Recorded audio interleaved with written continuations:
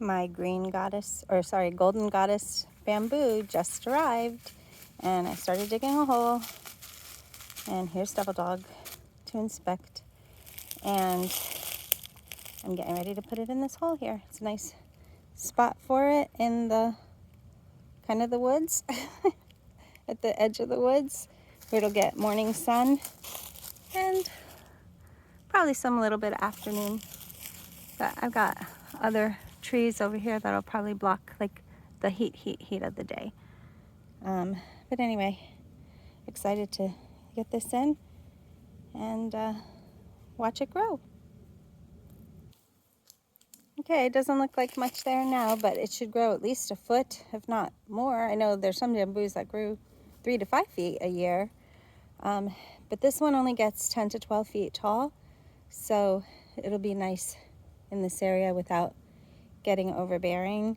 The one thing that I always try to do is not get running bamboo because it spreads like wildfire.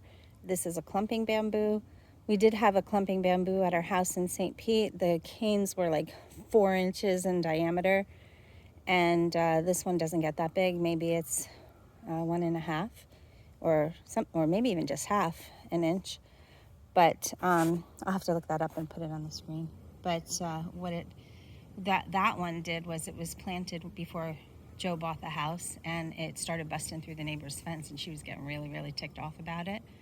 So she would cut pieces down and throw it back onto our garden.